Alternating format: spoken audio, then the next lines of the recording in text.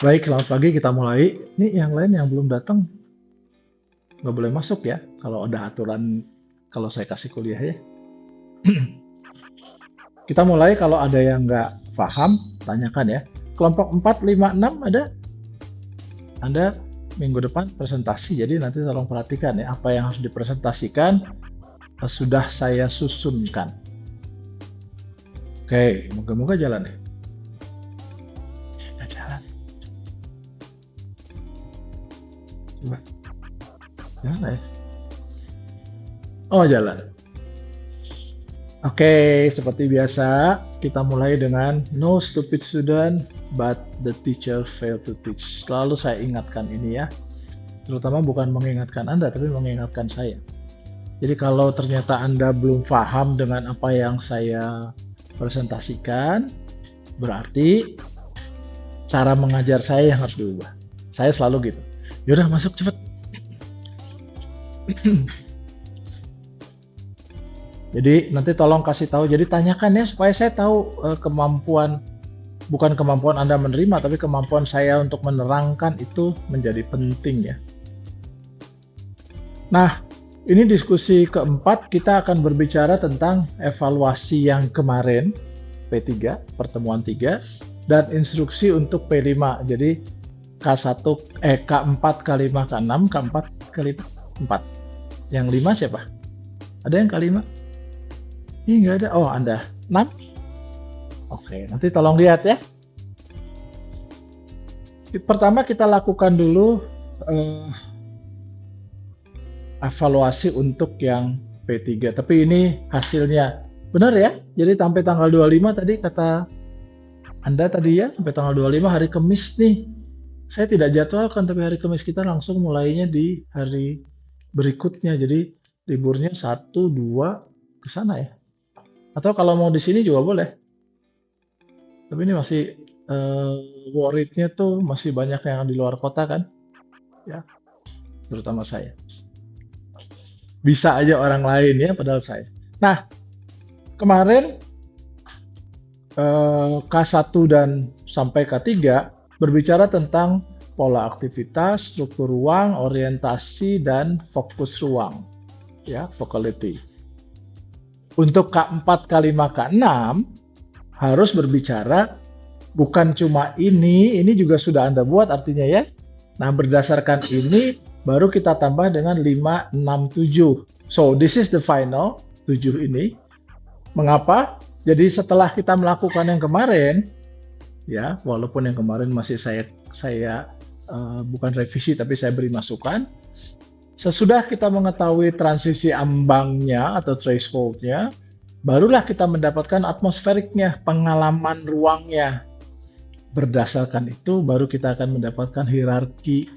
Bukan hierarki fungsi sebenarnya, actually it's not a functional hierarchy, tapi the embryo of function. Jadi kita belum tahu fungsinya kan, tapi kita hanya bertanya pada mereka, lalu kita akan mendapatkan embrio dari fungsinya.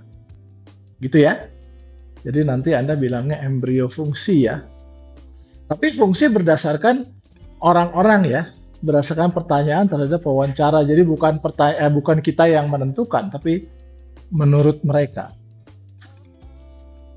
Nah, ini evaluasi, kita masuk pada evaluasi untuk materi yang sebelumnya.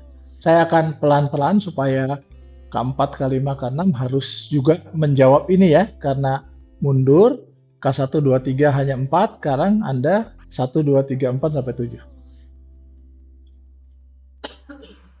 Ini dia. Apakah membaca ruangnya atau hanya tahu namanya? Itu pertanyaan mendasar sebenarnya. Kalau kita tahu namanya, kita menjadi seakan-akan ditentukan oleh namanya. Ini fungsinya masjid atau ya, misalkan fungsinya masjid. Kalau begitu Anda kasih tahu ini fungsi masjid, orang akan berpikir itu masjid, lalu otaknya sudah diikat oleh masjid, lalu dia bilang, oh kalau gitu mungkin di sini mihrabnya, kalau gitu mungkin di sini tempat wudunya. Tapi dengan cara kita empirik tadi, ya yang kemarin itu kan betul ya. Jadi Dia pertanyaannya bahkan dia nggak tahu bahwa itu ruangnya sakral atau tidak. Gitu ya. Itu jadi menarik. Itulah pelajaran buat kita ketika kita merancang, bukan kita yang bilang ini fungsinya, lalu orang bilang orang harus menerima dan lalu beradaptasi dengan fungsinya. Tapi orang harus membaca tanpa fungsi, dia tahu langsung ruang ini memang ruang yang supposed to be sacred, gitu ya. Itu pelajaran buat kita. Jadi jangan sampai kita tidak belajar dari ruangnya, tapi kita hanya belajar dari penekanan fungsi, jadi dari atas ke bawah, bukan dari bawah, bukan grounded ya istilahnya ya, bukan kita cek dari bawah. Nah, mengetahui nama fungsi itu tidak sama, sekali lagi ya, tidak sama dengan membaca struktur ruang atau struktur spasial. Beda loh. Begitu nama fungsi diberikan, struktur spasialnya langsung ikut fungsi. Kebayang ya? Ketika Anda merancang SAA misalkan, Anda diberi fungsi, lalu struktur spasialnya itu betul-betul ngikut fungsinya. Jadi Anda sudah, oh kalau gitu fungsinya harusnya gini, gini, gini. Padahal yang Anda tiru belum tentu benar. Jadi mari kita berbicara dari atas nama, membaca struktur spasial. Kimball itu bukan museum kita bacanya. Kita bacanya sebuah sistem fault ya dan cahaya karena cahayanya lebih banyak di sana. Saya harapkan itu yang dibaca oleh orang dan Anda bertanya tentang itu. Sancaklar gitu ya. Kalau bahasa Turkiye-nya Sancaklar gitu ya ngomongnya. Bukan masjid, tapi sistem penurunan dan sistem orientasi. Jadi mulai dari profan sampai sakral harus muncul di sana. Kalau kita bikin gereja juga harus muncul itu. Jadi bukan fungsinya, kita menerjemahkan fungsi menjadi gerak tubuh di dalam ruangannya. Jadi kalau Anda mendesain nanti seperti itu ya.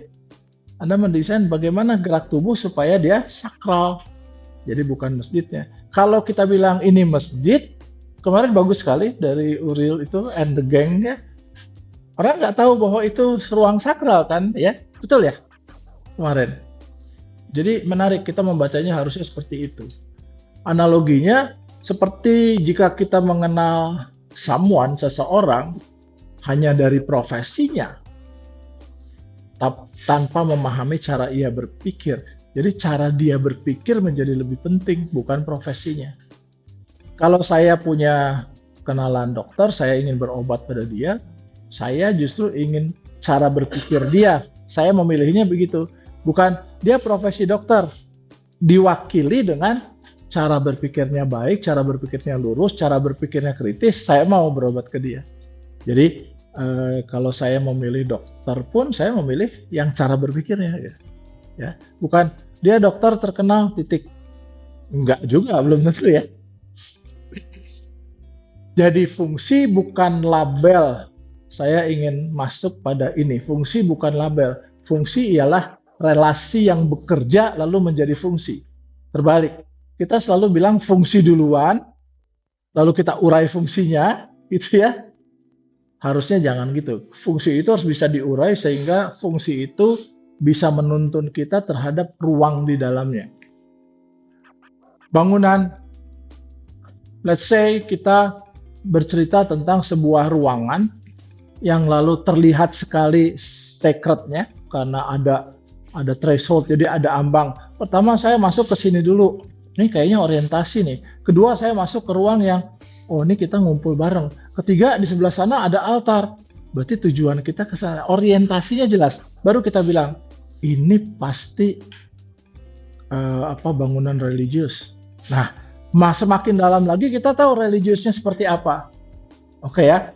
Oh ini Katolik pasti kalau gini. Kenapa terbagi 3 ya?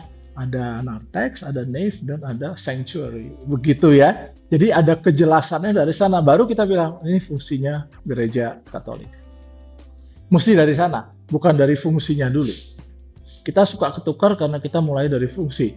Makanya saya kalau menerangkan untuk desain, saya menerangkannya, oke, kamu sudah punya fungsi. Kalau gitu fungsinya kita bongkar dulu apa sebenarnya fungsi itu. Apa yang ruang utamanya, apa yang ruang non utamanya, apa ruang penunjangnya. Ya.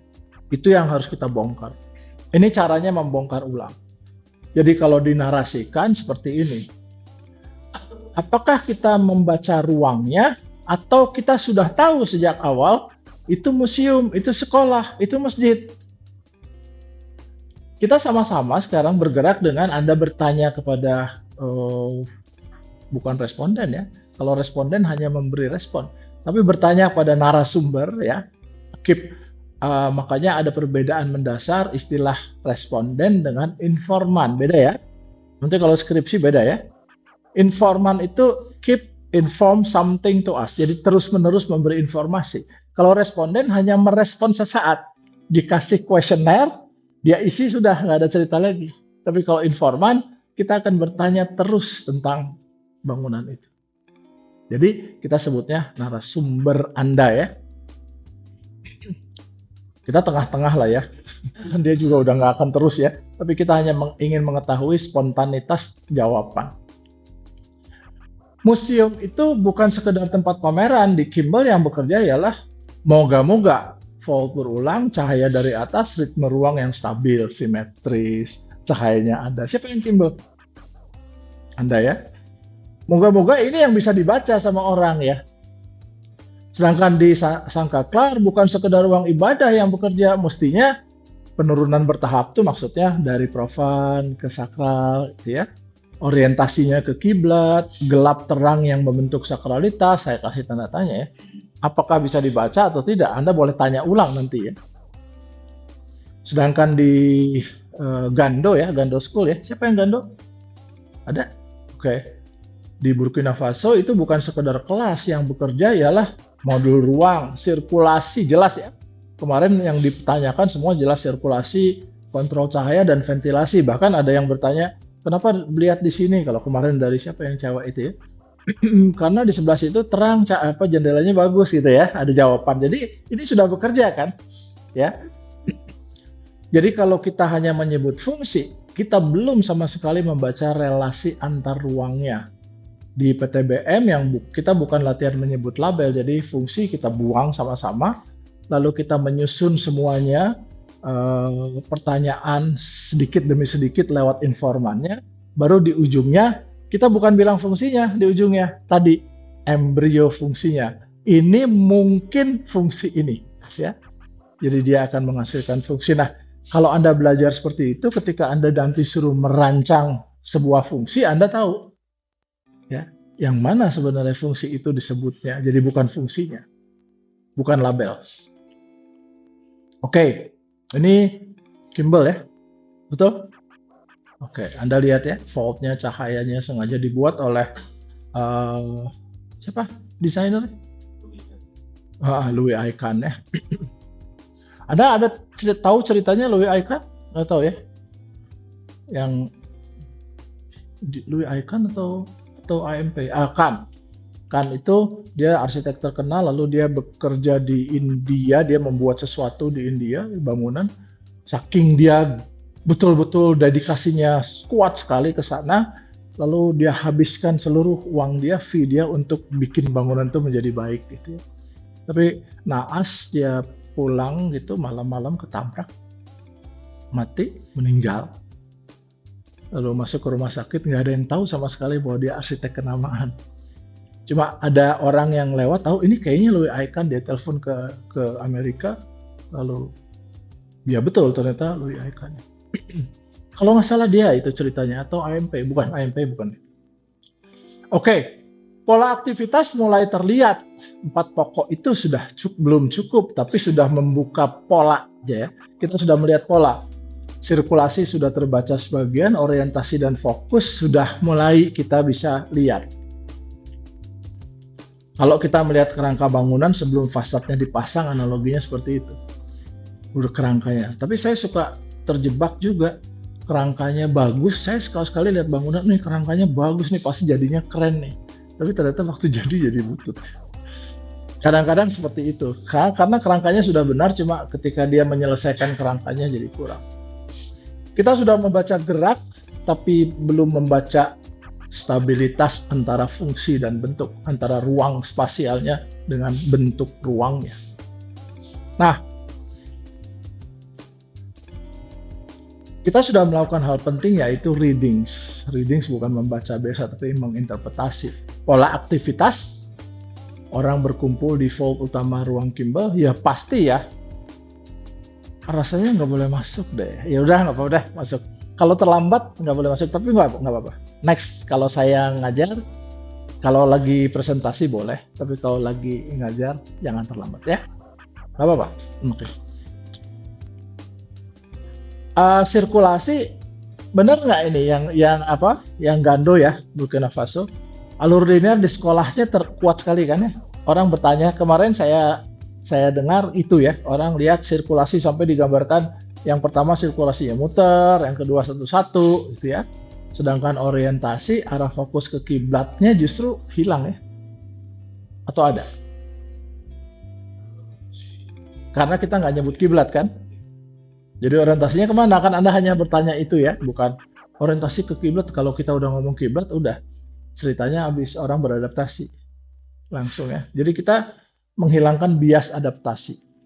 Begitu Anda lihat, ini apa fungsinya? Nah, ya mulai dari fungsi ya. Ini masjid, oke. Kalau gitu kiblatnya di mana? Pertanyaannya selalu gitu jadi.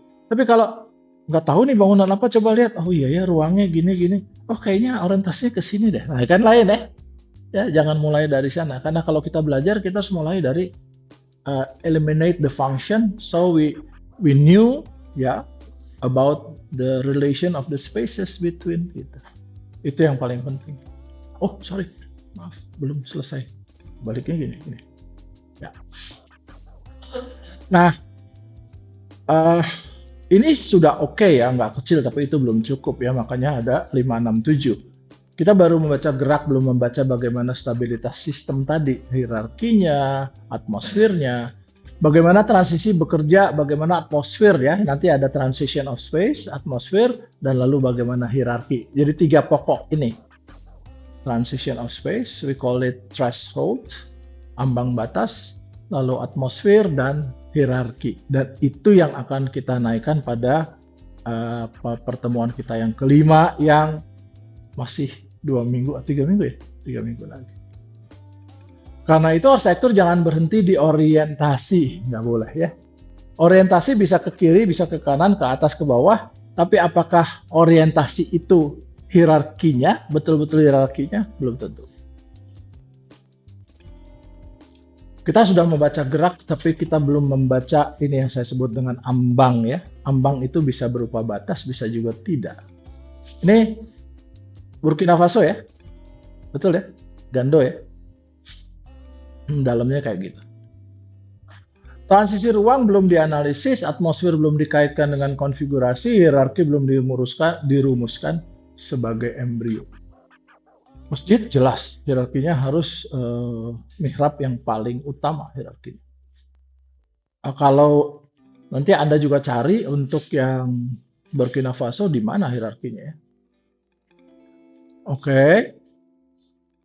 Analoginya seperti membaca peta jalan tanpa membaca batas wilayah. Saya selalu memberikan analogi karena kadang-kadang analogi yang lebih ketangkap oleh Anda ya, bukan keterangan ininya.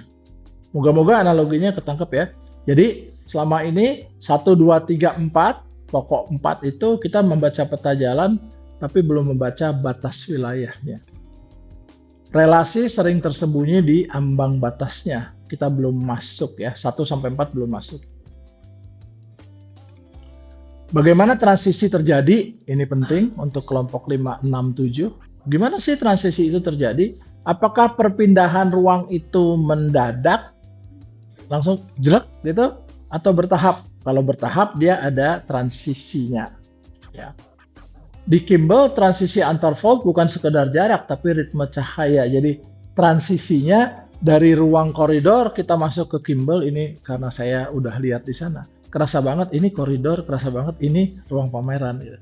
Dari transisinya, ya transisi cahayanya. Di Sangkaklar sakralitas tidak muncul tiba-tiba tapi dibangun lewat penurunan bertahap seharusnya. Tapi ternyata ini juga tidak muncul. Di Burkina Faso ambang ruang kelas membentuk kontrol sosial, agak susah juga lihatnya, tapi karena ada teras di sana ya, di Gando, karena ada teras lalu panas, udara panas kan, jadi iklimnya, atmosfernya panas, tapi terasnya enak, lalu terasnya mengelilingi. Jadi teras seakan-akan buat kita berputar gitu untuk masuk ke dalam. Menarik. Eh, Arsiteknya siapa namanya? Burkina Faso? Yes, orang Afrika arsiteknya. Dia dapat eh, Pritzker Award, ya? Siapa? Kere, betul. Kere lumayan. Bukunya juga bagus. Dia nerbitkan 2 buku bagus. Oke. Atmosfer bukan dekorasi, ia hasil dari konfigurasi ruang. Atmosfer ini kita lihat, atmosfer ini betul-betul begitu masuk Anda lihat ada cahaya, dan cahaya itu diarahkan dengan lengkung, sehingga lalu lengkungnya bukan cuma 1, 2. Jadi kita berjalan berputar gitu ya. Di tengahnya sengaja dibuat rata. Oke, jadi kita melihat ada seakan-akan ada 2 ruang yang dibatasi oleh cahaya. Jadi pelingkup ini sengaja dibuat agar cahaya itu bisa terbagi 2 ya, rata-rata. Dan memang pamerannya bukan di tengah, pamerannya di pinggir, rata-rata. Gelap terang membentuk makna, tinggi rendah membentuk dominasi, terbuka tertutup membentuk hierarki. Itulah indikator dari atmosfer. Ya. Beda loh atmosfernya dengan atmosfer bukunya Palasma dan siapa satu lagi itu, Zumthor ya, beda. Atmosfer di sini atmosfer beneran. Kalau mereka atmosfernya karangan mereka ya, beda. Analoginya seperti musik, nada bukan dekorasi, nada membentuk suasana. Intonasi nada membentuk suasana. Ini musiknya lagi kenceng, ini musiknya lagi halus, itu volume tapi ya. Tapi bagaimana cepat gitu, akapelanya cepat dengan itu beda ya. Nah itu kan membentuk nada sebenarnya, membentuk suasana, membentuk atmosfer lagu. Jika atmosfer berubah, fungsi juga ikut berubah. Sehingga lalu embrio dari sebuah kegiatan, kita namakan kegiatan apa, itu berubah karena atmosfernya sebenarnya. Kita menyebut ruang ini sakral, ruang ini formal, ruang ini nyaman. Pertanyaannya, kenapa Anda bisa menyebut ini sakral, ini formal, dan ruang ini nyaman? Apakah karena ceilingnya atau plafonnya langit-langitnya tinggi? Apakah karena cahayanya hanya satu arah? Apakah karena materialnya menyerap suara? Nggak ada hubungannya. Karena ruang menurun ke dalam tanah, disangka Clara. Apakah itu? Atmosfer bukan hiasan, tapi hasil dari konfigurasi pelingkup arah cahaya dan proporsi ruang. Jadi ini semualah yang membuat atmosfer atau suasana di dalam ruangan. Kalau ruangan ini ngomong-ngomong atmosfernya seperti apa? Ruangan kita. Sama semua atau gimana? Coba kita belajar dari ruangan kita. Atmosfernya seperti apa? Plafonnya semua sama. Plafonnya tidak membagi. Plafonnya dibikin rata supaya kalau ruangan ini mau dibagi 2 bisa. Ini kan ya? Ini kan mau dibagi 2 bisa ya? Pakai ini. Kemungkinannya itu kan? Lalu apalagi? Ini semua jadi 1. Terus apa lagi? Yang sebelah sini jendela semua. Kita bisa lihat ke sana. Yang sebelah sini tertutup. Let's say ini semua tertutup, cuma ada Bovenlich yang di atas. Artinya atmosfernya tertutup ya. Kalau ini kan atmosfernya kita masih bersatu dengan plaza yang ini. Kita masih bisa melihat ruang di sana. Jadi kita tahu bahwa yang di sana pemandangan, yang di sini bukan. Itu atmosfer kan? Yang sebelah sana bukan kan? Itu pasti koridor tuh. Kenapa ditutup kan? Supaya orang nggak bisa intervensi ke sini. Kalau di sini dibuka karena orang juga pertama nggak bisa intervensi, tapi kita butuh cahaya, kita butuh pemandangan justru. Makanya umumnya kelas-kelas kalau zaman Belanda semua ditutup, tapi setengahnya dikasih jendela. Jadi waktu kita duduk, kita tahu di sana terbuka, tapi kita nggak bisa lihat ke sana. Ya kan itu memecah kan sebenarnya, benar nggak? Jendela ini memecah konsentrasi kita nggak? Memecah kan? Jadi kita kadang-kadang enakan juga ya lihat sana bisa ngelamun. Jadi ya saya kadang-kadang kalau ikut presentasi gitu, saya lihat kiri kanan gitu. Kalau semua ternyata tertutup tapi masih ada sinar, jadi saya mau nggak mau lihat ke depan. Tapi kalau ruang ini dia sama sekali tidak mengarahkan ya. Ruang ini betul-betul Ini membuat kita lebih tertarik ke kanan. Anda masuk, saya perhatikan, jarang ada yang melihat ke kiri, semuanya lihatnya ke kanan. Atmosfer itu atmosfer. Oke? Ya. Kita lanjut. Sekarang yang tadi itu semuanya tentang yang pokok 1 sampai 4. Ada yang mau bertanya yang pokok 1 sampai 4? Atau yang regu yang akan presentasi kelompok 5, 6, 7? Anda kelompok berapa? Lupa dia. 1. Jangan lupa ya. Berarti nanti perbaiki. Tapi tolong kelompok 5, 6, 7 presentasi, kelompok 1, 2, 3 juga harus dibuat juga ya. Karena nanti yang dimasukkan pada saat UTS itu 1, 2, 3, 4, 5, 6, 7 ya. Jangan lupa. Oke, ini instruksi untuk presentasi pada P5. Kalau mau diperhatikan ya, baik-baik bertanya ya, supaya nanti presentasinya benar.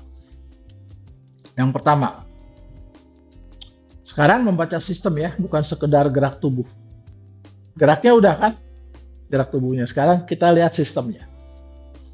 Pertama, pokok 1 sampai 4 membaca pola dan orientasi, artinya gerak di sana. 5-7 membaca stabilitas sistemnya. Apa yang terjadi pada pola dan orientasi ya. Tanpa 5-7 kita belum bisa mengatakan ini berdasarkan geraknya. Kalau cuma pola dan orientasi kita tidak langsung bisa. Kalau gitu ini kemungkinannya bisa dipakai untuk nggak bisa. Begitu kita masuk pada 5 dan 7, sistemnya, relasi antar ruangnya, thresholdnya, atmosfernya, dan hierarkinya, 3 hal, baru kita bisa bilang, baru nih saya bisa menentukan kira-kira fungsinya bisa buat A, bisa buat B, buat C. Semakin spesifik ruangnya, semakin spesifik 5 dan 7-nya, semakin spesifik transisinya, transisi antar ruang, artinya relasi ya. Semakin spesifik tentang bagaimana atmosfernya, seperti ini. Semakin dia spesifik tentang hierarki ruangnya, baru kita bisa menentukan ini ruang kelas. Oke, 5, 6, 7 ya. Let's say kita 1, 4 selesai. Kita masuk ke 5, 6, 7 ke ruangan ini ya. Masuk. Pertama transisinya. Ada transisi nggak ketika Anda dari koridor masuk ke dalam? Apa transisinya? Pintu, betul ya? Jadi ada ruang transisi bahwa koridor itu transisi untuk masuk ke sini. Betul ya? Jadi kita merasakan bahwa ruang kita di sini berbeda dengan ruang di koridor. Betul ya? Di sana lebih publik, di sini dalam tanda kutip lebih formal atau lebih private. Benar. 1 transisinya. Kedua, kita sekarang membaca sesudah transisi, kita akan membaca sebelum masuk kita hierarki atmosfernya. Tadi saya sudah cerita atmosfernya. Beda nggak atmosfer koridor dengan atmosfer di sini? Begitu kita lihat, oh ini atmosfernya di sini, semuanya menghadap ke sini, kursinya disusun menghadap ke sini, kita tahu bahwa hierarki yang paling penting buat kita semua yang ini di dalam ruangan. Benar ya? Ini kan yang hierarkinya, bukan yang di belakang situ ya. Sehingga lalu kalau saya tidak mau mendekati hierarki, saya duduknya di belakang. Tapi kalau saya ingin mendekati hierarki, saya duduknya di depan, benar ya? Oke, cuman yang saya sayangkan satu, ketika kita masuk sini, orientasinya supposed to be here, oke? Tapi karena dia dibuka dan karena ada warna yang menarik dan ada lain-lainnya, akhirnya orientasi ini terpecah oleh kaca ini, benar ya? So, nggak ada salahnya kalau saya kasih lapisan yang halus saja, yang kita masih transparan segini, orientasi Anda nggak terpecah. Benar ya? Kenapa? Karena ada sesuatu yang menarik di sana. Orientasi jadi bukan ke sini saja, tapi terpecah. Apakah Anda merasa itu? Atau tidak? Coba, Anda ngerasa nggak bahwa orientasinya itu terpecah ketika kita di sini? Ini karena saya memaksa untuk begini. Tapi kalau Anda ngelamun, Anda kan bisa lihat sana ya. Jadi, pilihannya ketika Anda masuk, mending duduk sebelah kanan atau mending duduk sebelah kiri? Jujur, yang mana? Kanan. Kiri, oke. Dia udah mulai dengan adaptasinya. Jadi bukan yang nyatanya. kanan. Kita lihat dari jumlahnya, berarti kan kita sudah terpecah ya orientasi dasarnya ya. Oke. Tapi orientasi dasar itu terpecah, kan kita tadi baru cerita tentang ini ya, pola dan orientasi ya. Belum ada hierarki ya, masih pola dan orientasi. Ke kanan, orientasinya ada dua, ke kanan atau ke sini. Begitu kita masuk pada ambang batas transisi, kalau kita orientasinya ke sana, kita nggak akan bisa terjun ke sana. Ya, jadi atmosfernya itu hanya untuk dilihat, ini juga hanya untuk dilihat. Lalu hierarkinya, oh ternyata kuliah itu atau presentasi itu di sini, bukan di sana. Sehingga lalu ini menjadi hierarki lebih penting dari situ. Andaikan saya membuatnya yang ini setengah juga, saya tutup dengan yang transparan, sinar tetap ada, pasti akan orientasinya lebih ke sini kan. Itulah kelas. Oh kalau gitu, berdasarkan 3 tadi, transisi, berdasarkan atmosfer, berdasarkan hierarki. Pertama, karena ada ini, jadi bisa saja embrio fungsinya, kemungkinan fungsinya apa? Selain kelas. Ruang ini kemungkinan fungsinya selain kelas apa?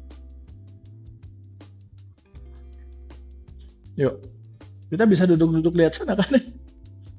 Benar? Nah, jadi kemungkinan fungsinya bisa 2 kan?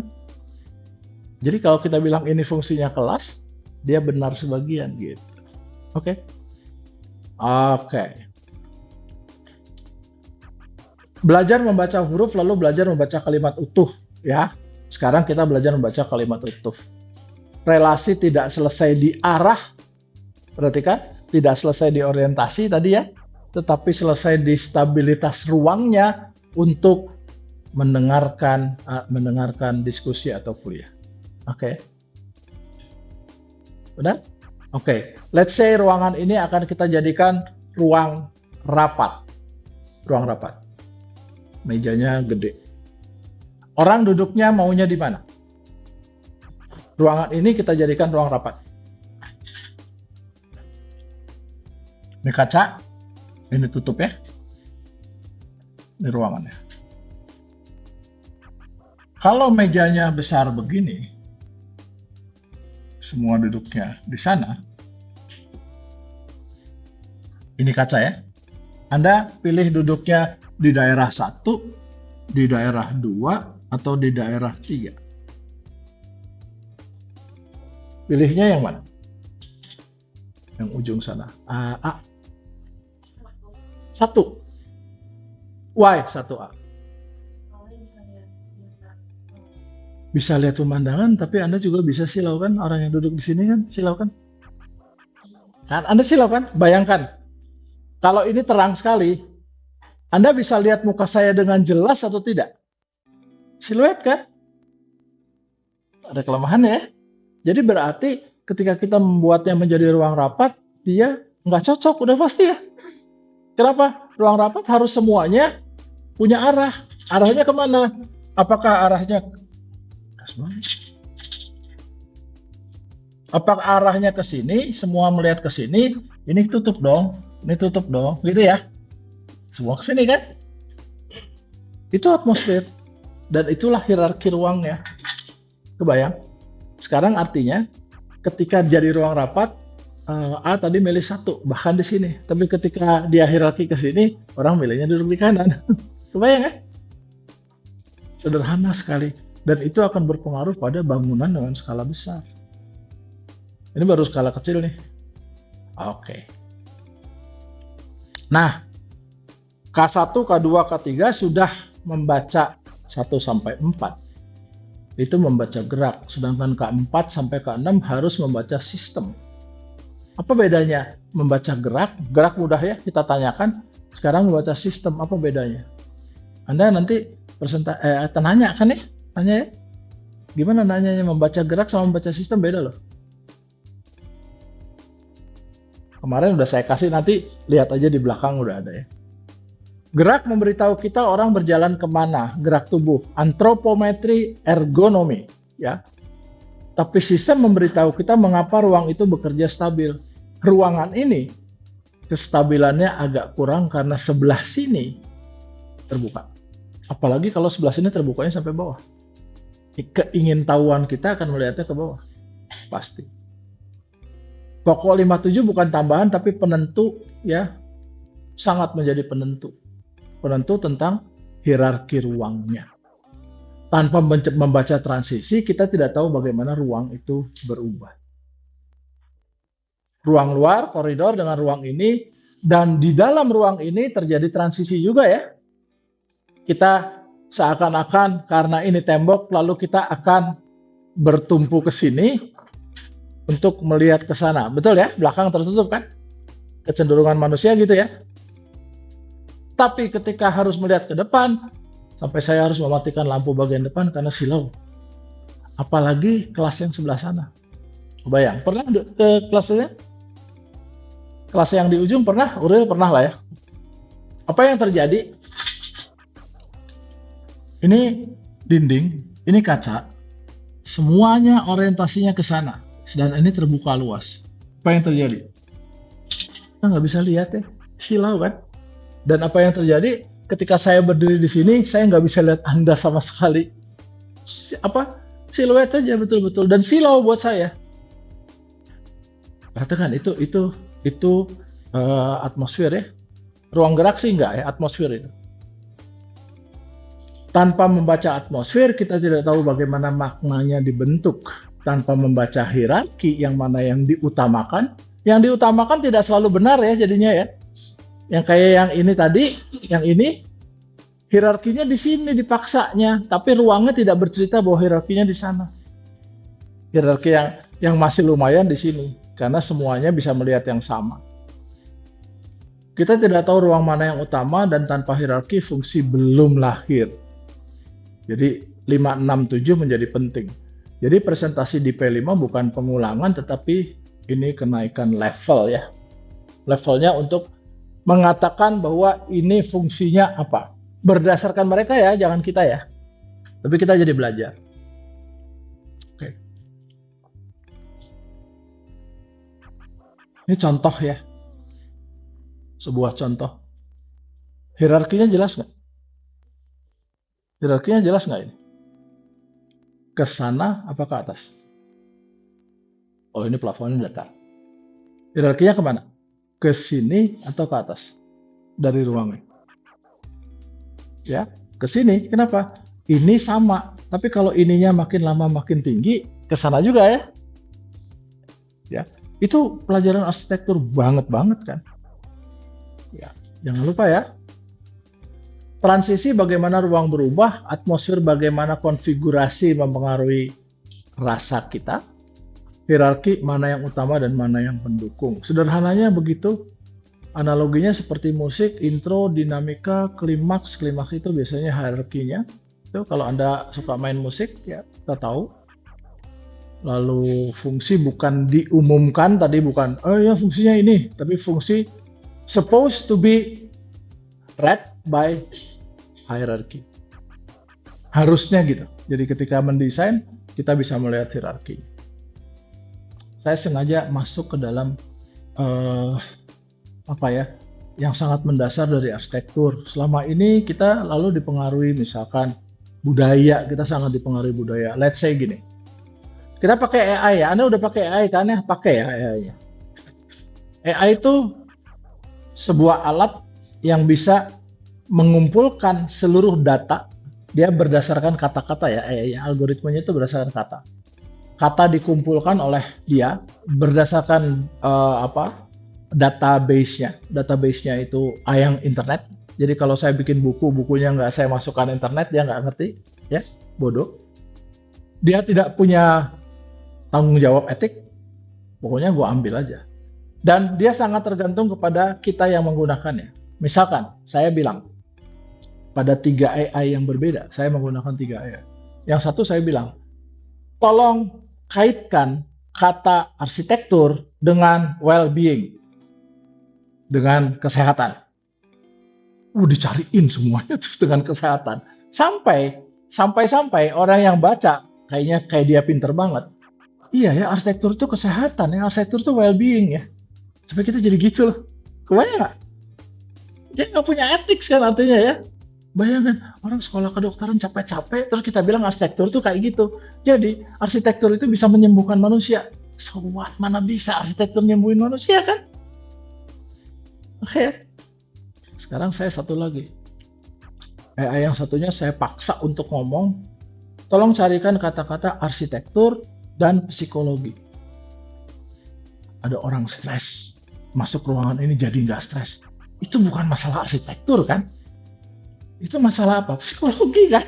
Ya, orangnya kan? Manfaat ruangnya apa?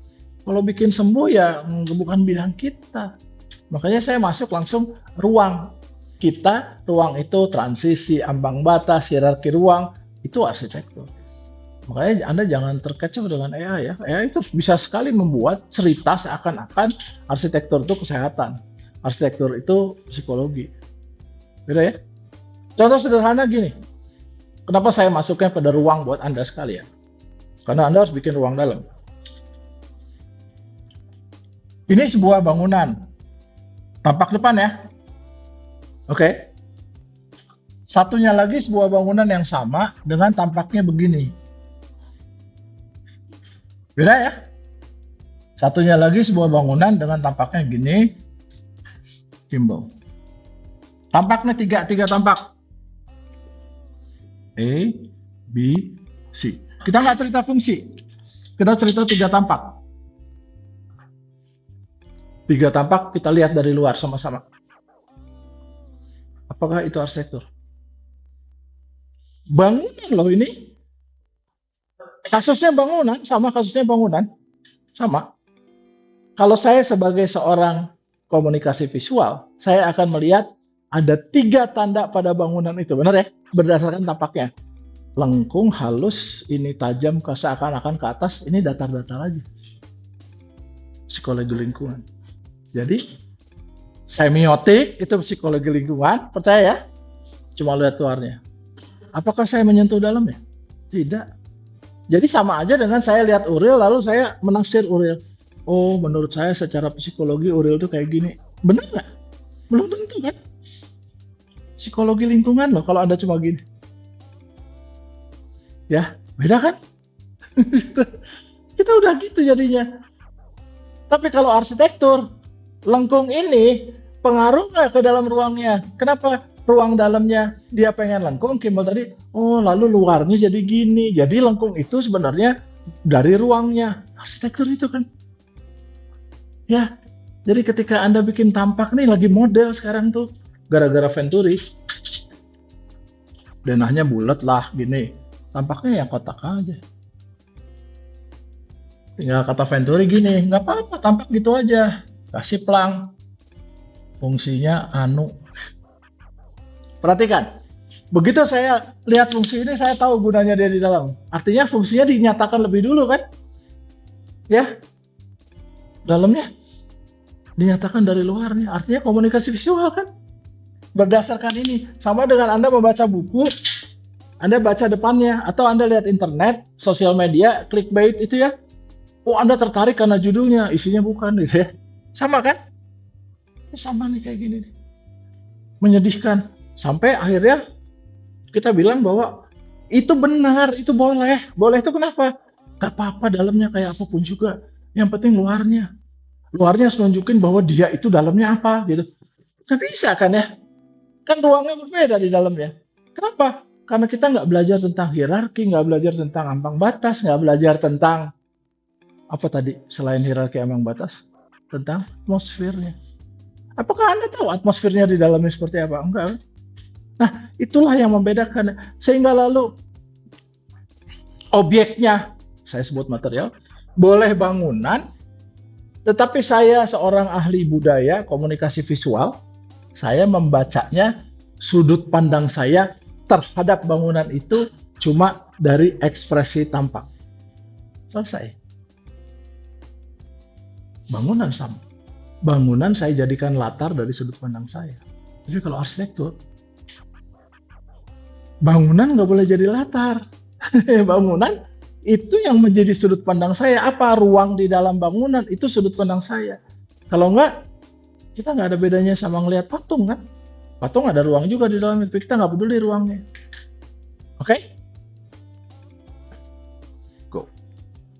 Jadi, harus melakukan pertama, baca transisi. Catat ya, ini ya. Tapi nanti ini langsung dimasukin ke, boleh Anda buka. Apakah perpindahan ruang mendadak? Apa pengaruhnya perpindahan ruang mendadak? Jangan tanya fungsi ya, jangan, nggak boleh fungsi ya. Atau bertahap. Transisi itu ya. Cuma 2 pertanyaannya. Anda boleh mengembangkan dari pertanyaan itu. Apakah pindahnya bertahap atau tidak? Kedua, atmosfer. Apakah ruang utama lebih terang? Oke ya, ruang utama ya. Apakah ruang utama lebih tinggi? Itu kita sebut utama karena dia berdasarkan lebih terang, lebih tinggi. Apakah dia lebih terfokus? Lebih terang, lebih tinggi, lebih terfokus? Silahkan tambah lagi. Ya. Apakah dia sesuai dengan orientasi gerak tubuh? Boleh gitu ya. Kan bisa beda dengan gerak tubuh ya. Ketiga, baca hierarkinya. Mana ruang dominan dan mana ruang pendukung. Pertanyaannya cuma ini. Boleh Anda tambah ya. 1, 2 pertanyaannya. 3, 4, 5 silahkan tambah. 6, 7 pertanyaan. Di sini fungsi mulai terlihat. Embrio fungsi ya, bukan fungsi. Kemungkinan fungsi. Fungsi bukan karena papan nama atau label seperti yang saya ceritakan tadi ya. Tapi fungsi lahir karena hierarkinya konsisten dengan polanya, dengan orientasinya. Jadi 1, 2, 3, 4 ternyata konsisten. Dijelaskan oleh dia. Kalau ruang paling besar, paling tinggi, paling terang, dan paling langsung diakses, itu namanya ruang utama. Kita mulai dari geraknya, jangan dari fungsinya.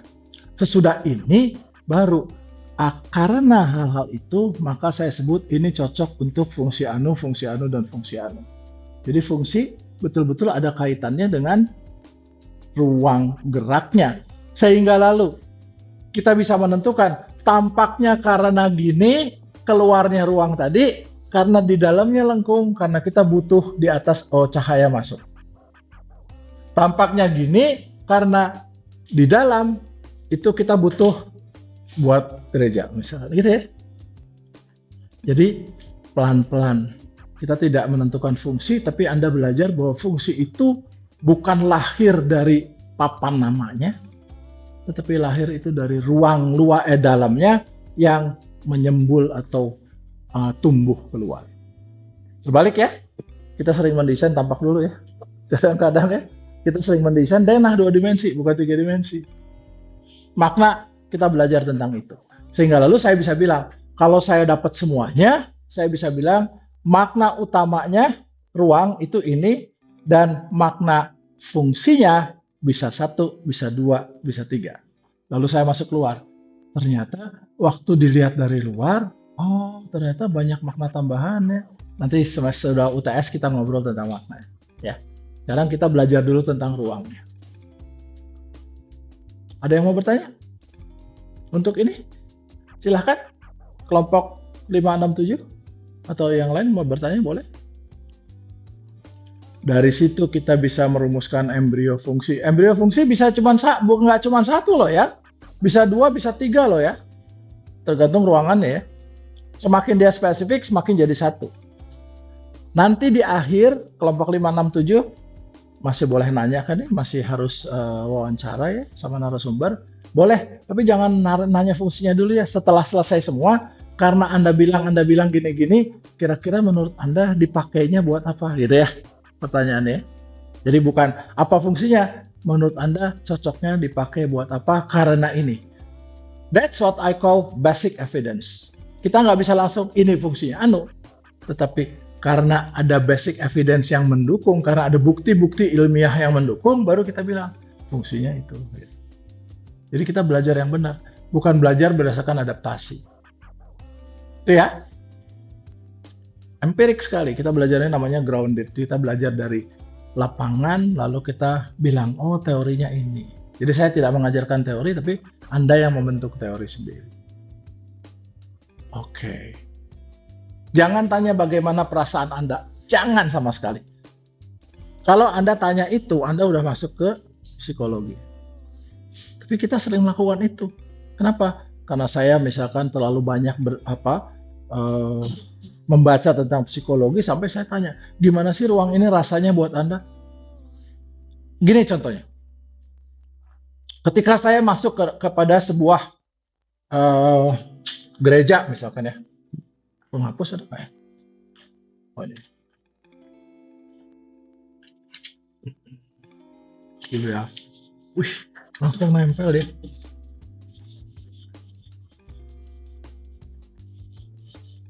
Ini ngapus apa makin kotor? Ini ngapus apa makin kotor? Mestinya ngapus ya, tapi jadi makin kotor. Oke, gereja Katolik ya. Siapa yang Katolik? Oke. Kenapa bentuknya gini? Bukan bentuknya gini. Ini bujur sangkar. Ini 4 persegi panjang.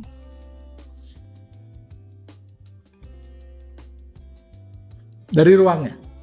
Kalau ruang ini cenderung linear atau memusat? Memusat. Oke ya? Cenderung memusat ya? Kalau ruang ini cenderung linear atau memusat? Oke. Ini semua orang juga pasti tahu kan? Ya. Cuma kita lebih dalam. Jadi, kalau liturgi itu selalu ada transisi dari profan, agak sakral, lumayan sakral, dan ini yang utamanya, dia linear kan? Kalau yang ini artinya ini yang utamanya, ini yang pendukungnya. Paham ya? Oke, sekarang saya bikin gereja. Ya. Saya bikinnya gini. Ini kolom. Gereja Joglo, Anda pernah tahu gereja Joglo gitu kan ya? Lalu di sini mimbarnya, kita ngeliatnya di sini, dan saya kehalangan kolom. Saya mau masuk pada psikologi, bukan pada arsitektur. Karena Anda jemaat yang ada di sini, dan Anda melakukan ini terus-menerus, lalu Anda bilang, nggak apa-apa, saya udah ngerasa sakral kok. Kenapa? Adaptasi. Manusia jago adaptasi kan? Kalau saya punya duitnya cuma segitu, baju saya cuma 2, ya sudah 2 aja gitu ya. Saya beradaptasi dengan itu. Nah, arsitektur nggak boleh. Adaptasi itu bukan berarti dia benar, gitu ya. Adaptasi itu karena tubuh kita, manusia, bisa beradaptasi. Oke? Anda nanti kawin sama cowok misalkan ya, bukan sama cewek, sama cowok. Lalu kemudian dia galak banget sama Anda nggak suka dia galak, tapi karena udah terikat dengan perkawinan, lalu Anda beradaptasi. Itu benar atau salah? Salah. Ini juga salah kan? Tapi lalu kita bilang benar. Kenapa? Karena kebenaran yang sudah diadaptasi lalu menjadi benar. Oke? Kenapa masjid begini? Orang kesini sama kayak gini. Nah, karena kita sudah melakukannya terus turun-menurun, jadi kita bilang benar. So, saya nggak mau dari sana. Yuk kita bicara ruangnya. Mestinya ruangnya jangan gini dong. Benar ya? Kalau ruang gini cocoknya apa? Mari kita lihat. Kalau saya bikin restoran, ini pusatnya. Ini berarti hierarki atapnya begini ya. Sorry. Gitu ya. Dipotong sama ya atapnya ya. Bujur sangkar kan. Ini paling tinggi kan ya. Kenapa? Orang berdiri di sini rasanya dia lebih tinggi daripada di sini. Kalau gitu ini saya tinggiin, boleh dong. Ya, gitu kan? Ini tinggi. Bener ya? Oleh sebab itu Joglo struktur ruangnya, spasial strukturnya ini lebih tinggi, ini punakawannya. Jadi raja duduk di sini rakyatnya, di sini anak buahnya, gitu kan? Jadi kalau saya bikin restoran kayak gini, karena di sini susah, jadi kalau gitu saya bikin yang ini lebih tinggi gitu ya, gitu, cerobong, lalu bangunan saya gini sisanya.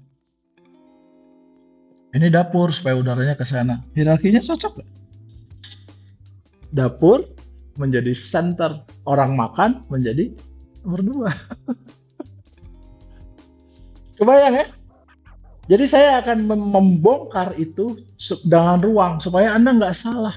Anda jangan sampai adaptasi dan jangan sampai hal-hal yang kita terima itu karena adaptasi tadi kita bilang iya. Adaptasi tidak sama dengan struktur ruang. Tidak sama.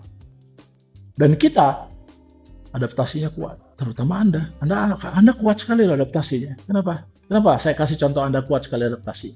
Pertama, semester 1 Anda dapat asdosnya si A. Semester 2 Anda dapat asdosnya si B. Sampai di ujung asdosnya beda-beda. Kalau Anda kukuh dengan pendapat Anda dapatnya jelek terus. Gitu ya? Benar nggak? Jadi Anda harus beradaptasi terhadap maunya si asdos. Benar? Setuju? Jadi pelajaran yang Anda dapatkan bukan pelajaran tentang kebenaran, tapi pelajaran tentang how to adapt in any situation. Gitu. Itu kan kenyataannya kan? Saya juga gitu dulu sama. Jadi apa yang terjadi ketika adaptasi lalu Anda dahulukan dan Anda bilang adaptasi itu kebenaran, susah. Ya, susah kan? Contoh yang paling sederhana gini, manusia bisa beradaptasi. Kalau manusia dicubit, sakit, itu dasarnya sama. Tapi masokis, kalau disakiti, dia baru senang. Beda kan? Apakah semua sama kayak gitu? Nah, kita harus ngomongnya kolektif jadinya ya. Apa kolektif itu? Sesuatu yang betul-betul kita rasakan secara naluriah. Jangan sesuatu yang kita ditanamkan. Itu namanya indoktrinasi ya. Ketika Anda ditanamkan jadi susah. Kenapa terjadi perang di Israel sama Iran? Kan sebenarnya karena adaptasi dari ideologi yang ditanamkan kan. Apakah di Iran atau apakah di Israel membunuh itu tetap jelek? Aturannya sama kan ya? Agama Islam mengajarkan nggak boleh membunuh, agama Kristen mengajarkan nggak boleh membunuh, sama kan? Tapi adaptasi yang mereka lakukan akhirnya mereka saling bunuh. Sama dengan arsitektur kan? Makanya saya ingin menggugah Anda jangan sampai Anda masuk pada sisi-sisi yang adaptasi Anda kedepankan. Tapi kalau ruang nggak bisa adaptasi kan? Oke. Terlalu jauh kita ceritanya. Tapi saya mau mengambil contoh buat Anda ya. Nah, perkara wawancara. Wawancara terhadap narasumber harus menunjuk ruang bukan emosi. Tolong ya. Saya bisa melihat kemarin jangan banyak emosinya tapi tunjukin ruangnya. Jadi gimana caranya? Kalau dia jawab supaya jangan adaptasi. Kalau dia jawab, tunjukin bahwa ruang ini menyembuhkan Anda. Tunjukin kenapa. Kita langsung bisa tahu. Itu sih bukan dong gitu ya. Ruang ini bikin saya nggak stres. Tunjukin kenapa. Apanya? Apakah dindingnya, apakah lantainya, apakah warnanya? Kalau cuma warnanya, artinya kita nggak cerita ruang. Kalau cuma bendanya, materialnya, kita nggak cerita ruang. Oke ya, kita bukan cerita arsitektur. Jawaban dikaitkan dengan pelingkup nyata, maksudnya tadi ya, basic evidence. Setiap penggunaan ruang harus dikembalikan ke konfigurasinya. Dipakai untuk ini, cocok nggak dengan konfigurasinya? Saya jalan di sini, kenapa jalannya di tengah sini? Ya karena terbuka. Konfigurasinya gitu kan? Ya. Analoginya seperti mekanik.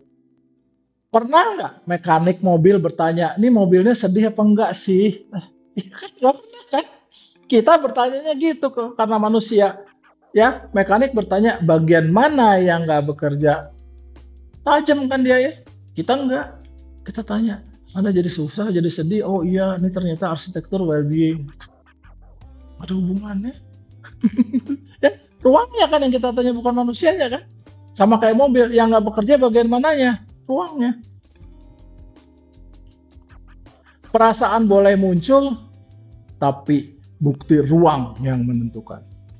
Inilah yang disebut kalau Anda mau belajar fenomenologi, fenomenanya bisa macam-macam, tapi Anda harus Anda harus buka pelan-pelan, lalu Anda sisihkan emosi-emosi yang betul-betul tentang ruangnya, gitu ya, yang betul-betul tentang intensinya, sama, mirip. Jadi kalau Anda wawancara sama orang, Anda bukan bertanya perasaan dia, kan dia ngomong tuh cerita ya. Ketika dia cerita, kita harus langsung, tar dulu, itu hubungannya sama ruang apa? Itu hubungannya sama ruang apa? Kalau enggak, kita bercerita tentang kemauan dia. Nanti dia curhat, oh macam-macam ya. Pengalaman saya melakukan wawancara tuh, orang jadi curhat, oh iya nih Pak, nggak enak di sini. Taruh, balik lagi ke ruang. Selalu. Jangan tanya bagaimana perasaan Anda di ruang ini. Karena kalian akan mendapat jawaban nyaman, tenang, bagus. Pasti. Kenapa? Adaptasi. Ya, apalagi kalau itu rumah saya. Saya pasti bilang nyaman, tenang, bagus. Itu tidak cukup. Tanya, bagian mana yang membuat Anda berhenti ruangnya?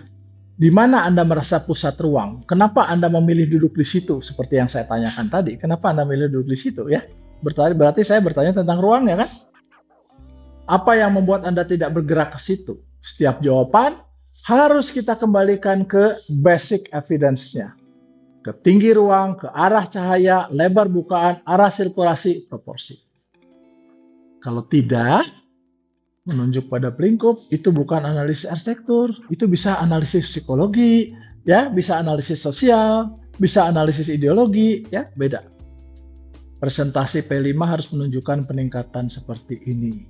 Kelompok 5, 6, 7, gitu ya jawabannya ya. Baru di ujungnya, kalau gitu nanti di UTS kira-kira fungsinya apa saja yang bisa di sana.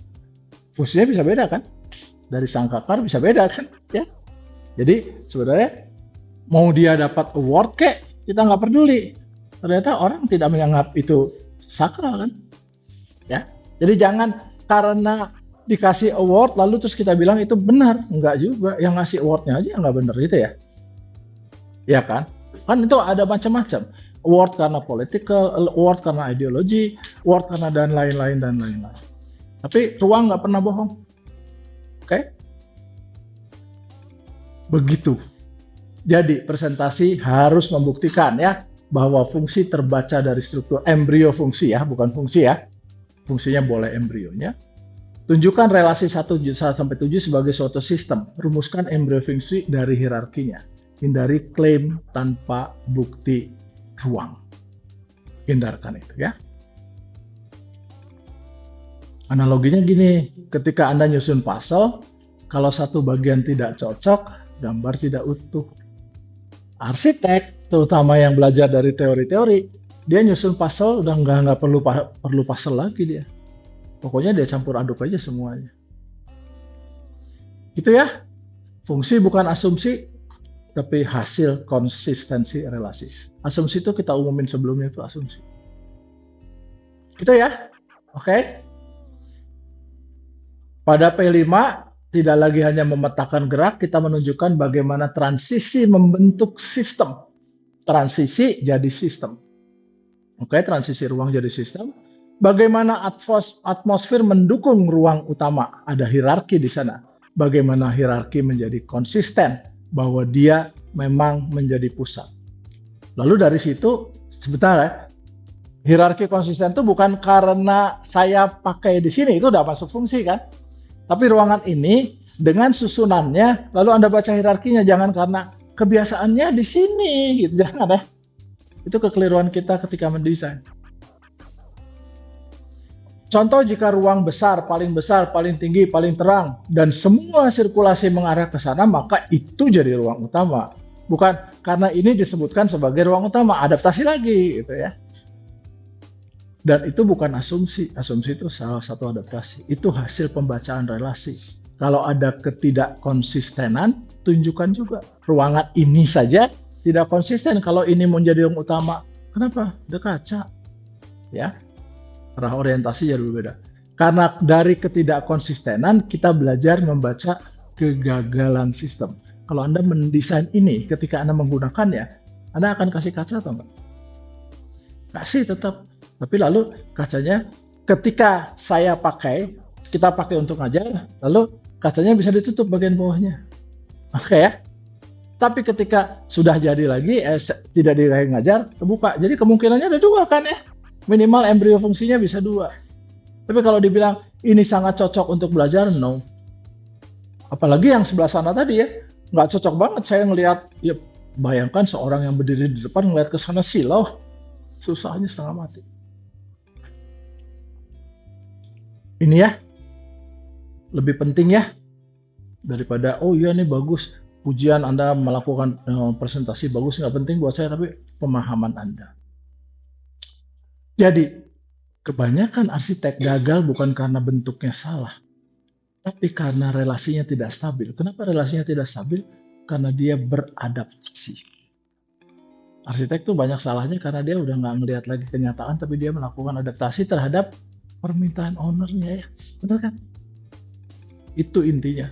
Nah, gerak tanpa hierarki itu kebingungan. Pasti bingung kalau nggak ada hierarki. Atmosfer tanpa struktur itu dekorasi.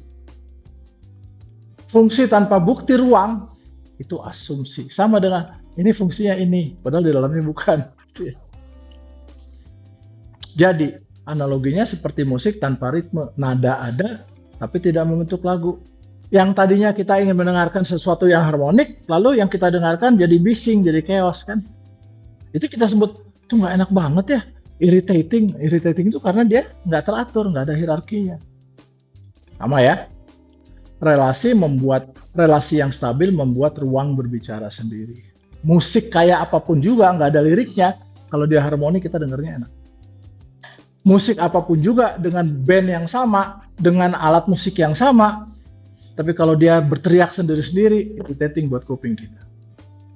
Oke ya? Kita perlu ingat ini, arsitek jarang gagal karena bentuknya salah, jarang sekali. Arsitek gagal karena relasi ruangnya tidak stabil di dalamnya, antara ambang batas, antara atmosfer dengan hierarkinya. Kita sudah melihat di Kimball, Revolt membentuk stabilitas, betulkah? Penurunan bertahap membentuk sakralitas di Sangkaklar, betulkah? Atau di sekolah Burkina Faso modul ruang membentuk kontrol dan orientasi, benarkah itu? Ya, jangan asumsi, dicek. Relasi yang stabil membuat ruang bekerja tanpa dia harus menjelaskan dirinya. Gua ini. Karakter seseorang kan dilihatnya dari situ kan. Dia sih muka-muka, kenapa di depan baik, di belakang enggak? Ya ngomongin. Bisa gitu kan? Sama manusia juga dilihatnya dari situ kan. Ya. Bukan dari, gue orang baik loh, enggak dari sana kan. Dia baik karena tindak tanduknya baik. Kayak kita, karena ruangnya baik. Ya, dan kebingungan itu bukan salah pengguna, itu salah sistem ruangnya. Bukan juga karena bentuknya. Bentuk harusnya mengikuti dari struktur ruang. Oke, jangan cerita bangunan, tunjukkan sistem ruangnya. Jangan cerita bangunan ya. Ringkas pokok 1 sampai 4, analisis pokok 5 6, rumuskan pokok 7. Kalau gitu hierarkinya di sini, oleh sebab itu saya bisa merumuskan ruangnya atau kegiatan yang cocok. Seperti membaca musik, analoginya, nada pertama hanya memberi arah. Nada berikutnya membangun suasana. Makanya ada intro, ada ref, ya kan? Selalu kan? Ya. Klimaks menentukan lagu itu sebenarnya apa. Jadi pokok 1 sampai 4 analoginya itu nada awal, pokok 5, 6, 7 itu dinamika dari nada awal itu, pokok 7 itulah klimaks yang ingin disampaikan. Ini lagu sedih, ini lagu gembira gitu. Ya. Instruksi strukturnya agar kita tidak kembali ke deskripsi bebas ya. Jadi tolong deskripsinya jangan terlalu bebas, tidak menyebut label fungsi tapi membuktikan relasi ruang. Nggak boleh ada label fungsi ya. Ya, nanti presentasi ya. Jadi pada P5 kita ingin mengenal cerita tentang bangunannya, kita ingin melihat sistem ruangnya. Ringkas ya, pokok 1 sampai 4-nya ada ringkas saja, polanya kemana, aktivitasnya, sirkulasinya, titik fokusnya, ini gerak orang. Lalu gerak saja belum cukup, kita masuk 5 dan 6, ambang batas atau transisi dan atmosfernya. Ini pertanyaannya, dan ujungnya pokok 7. Kalau gitu hierarkinya di mana? Inilah yang membedakan antara konfigurasi ruang, dia hanya berhenti pada 2D, 2 dimensi, konfigurasi, dan struktur ruang, struktur spasial. Itulah membedakan. Struktur spasial bercerita tentang relasi yang menunjuk pada hierarki. Oke ya? Jadi setiap ruang harus punya hierarki. Dari hierarki inilah embrio fungsi muncul. Bukan karena labelnya asumsi tadi, tapi karena struktur ruangnya. Sehingga dari luar, struktur ruang itu juga tumbuh keluar. Bukan luar ke dalam. Terbalik ya? Oke. Begitu. Fungsi tidak diumumkan tapi terbaca dari hierarki. Jadi embrio fungsi lahir dari hierarki ruang. Ini kan kita tahu ke atas kan ya? Ya, bukan ke samping kan? Kita tahu nih ke atas. Setiap klaim harus menunjuk pelingkup nyatanya. Jika relasi tidak konsisten, tunjukkan kegagalan sistem yang juga itu pelajaran buat kita. Wait a minute, ini masih ngerekam nggak ya? Moga-moga masih ngerekam ya? Oh, masih. Tenang. Analogi seperti dokter membaca X-ray. Ini dokter nih, tidak menebak penyakitnya, dia nggak bakal dari X-ray nebak penyakit. Yang pertama dia lihat ada struktur yang berubah. Oh ternyata paru-parunya strukturnya berubah, ada titik-titik. Nah baru dia bilang penyakitnya apa, gitu kan? Kayak kita mestinya kayak gitu, ya, mesti kayak gitu. Jadi fungsi tidak ditebak tapi terbaca dari struktur gambarnya ya. Kalau dokter kan itu X-ray-nya.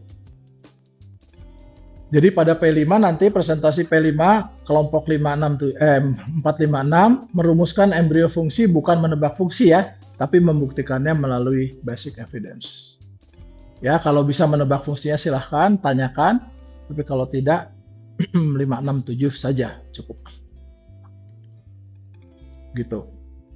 Apakah kita sudah bisa membaca embrio fungsi? Ingat, fungsi tidak ditulis di papan nama, fungsi terbaca dari hierarki ruang. Jika ada satu ruang paling besar, paling terang, paling tinggi, dan semua menuju ke sana, kita sebut pusat sistem. Kita sebut dia hierarkinya paling tinggi. Dan dari situ, kita mulai melihat embrio fungsinya. Kemungkinan ini fungsinya ini. Dan setiap klaim harus punya basic evidence, bukti. Kalau kita mengatakan ruang ini utama, tunjukkan kenapa dia utama berdasarkan tinggi ruang, arah cahaya, arah sirkulasi, posisi dalam konfigurasi.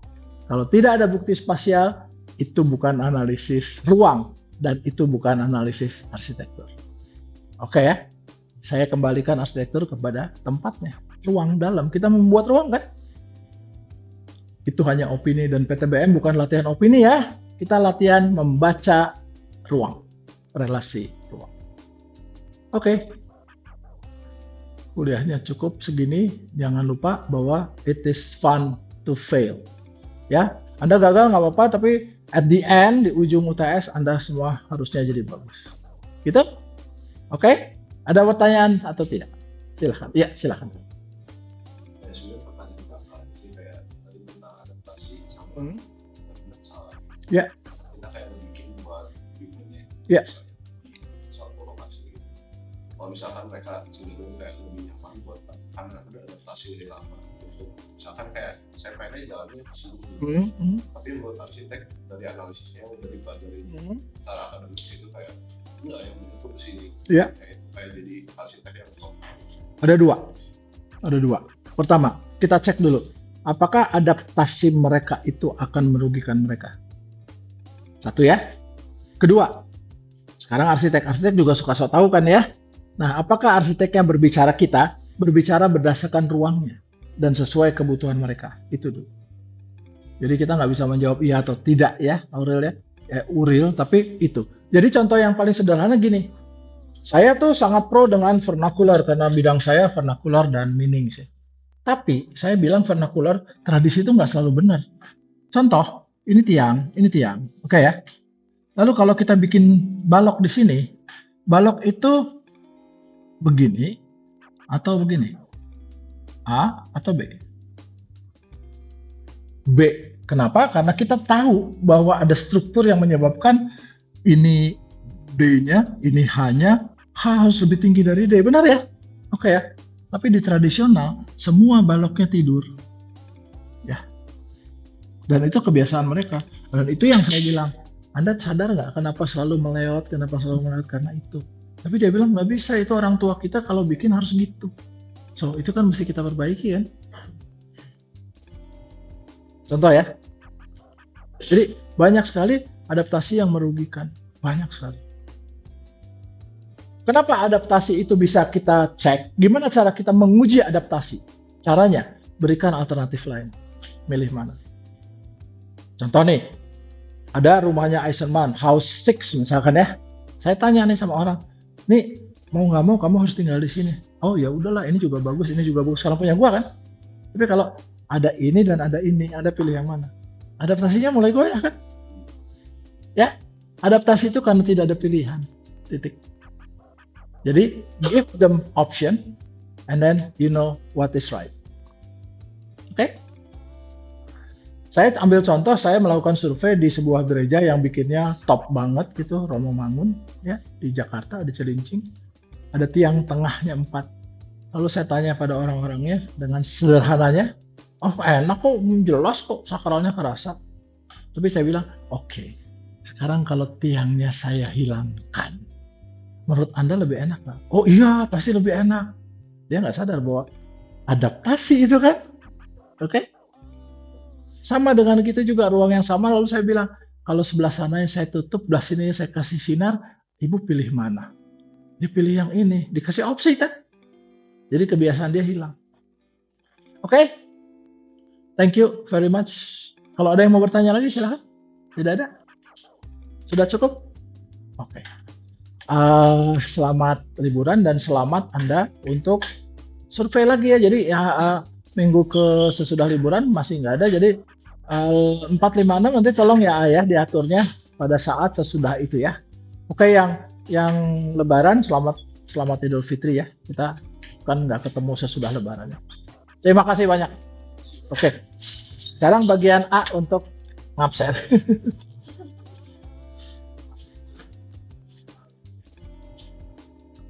Silahkan.